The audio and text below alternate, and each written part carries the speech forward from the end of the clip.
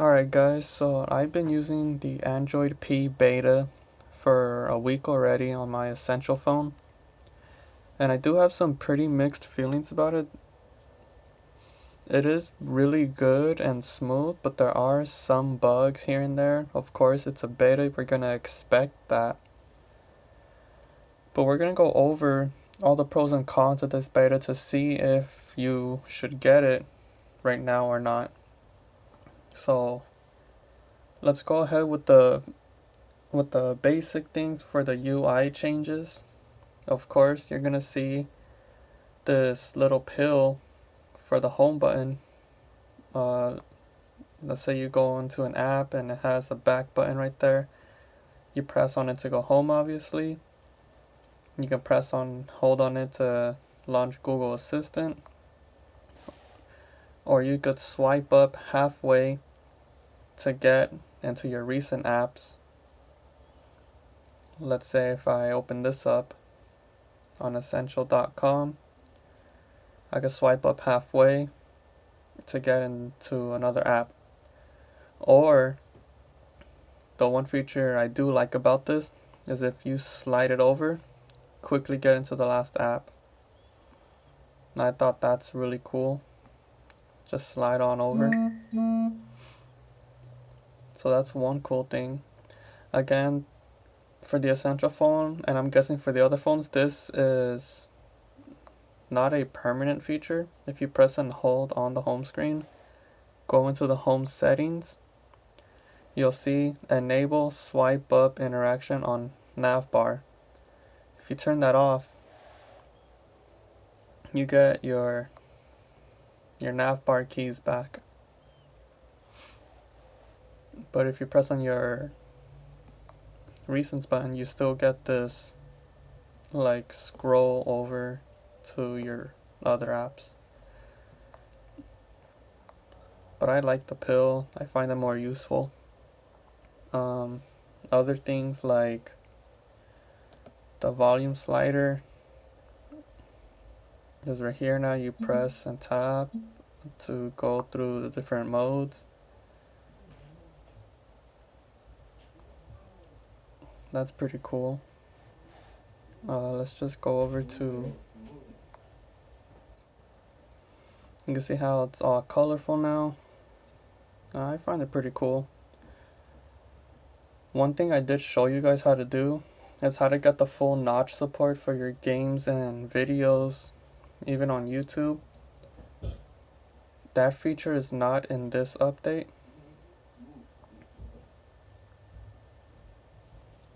I'm guessing this is not going to be permanent since this is just a beta.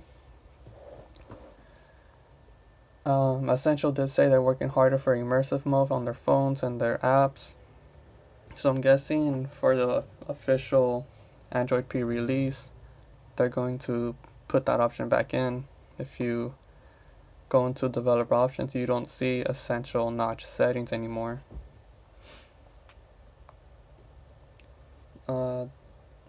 There's some small things here and there. For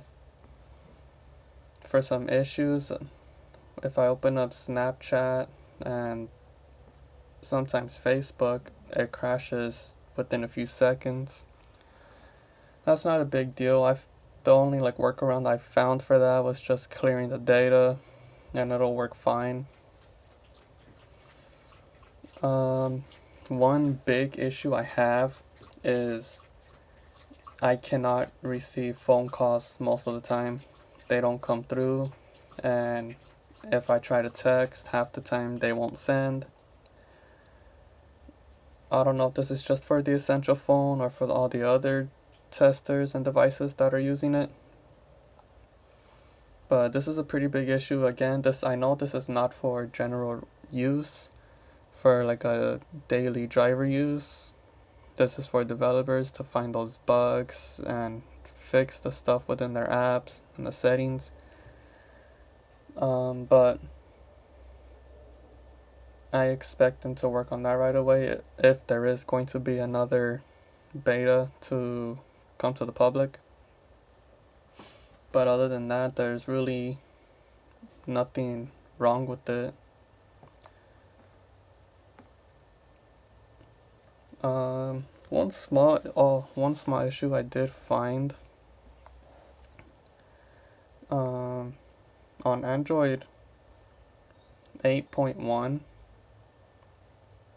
I did have my display size set to small to give it a more bigger and immersive feel, but there's a little, like, it goes right into the notch a little, and in some maps it just like gives it a little white line or black line. It just looks weird, so I just have it back on default.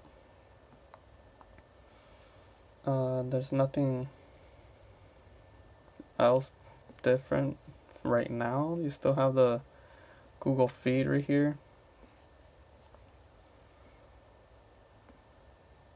I know they are working on some stuff on the camera for AI.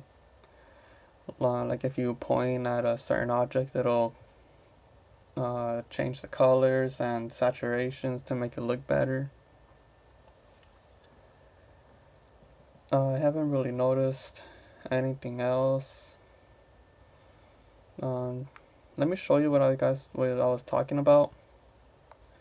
I showed you guys how to use YouTube Advanced to watch your YouTube videos full screen, even with the notch on the Essential phone. We just play this video. Let me lower it. And you try to zoom in. It doesn't use the notch anymore. But like I was saying, I know this is for developers to basically just find any issues with their apps or settings, tweak it up a little. So this is pretty much it. If you guys think it's worth it, use as your daily driver. If you guys want to test it out and say, hey, there's an issue right here on my phone, go ahead. But remember, if you guys want to use it and you don't like it and you want to switch back over to Oreo, you guys are going to have to wipe your data on your phone. So erase everything. So if you guys are going to go back to Oreo, make sure you back up whatever you can and convert it back to 8.1. But it's pretty solid right now. I find it fine. No real issues. I could still make calls. Some calls still come through to me, but not all of them. You guys let me know what you think, if you're running the beta, on what phone. Alright, that's it. So thanks for watching, and I'll catch you guys in the next one.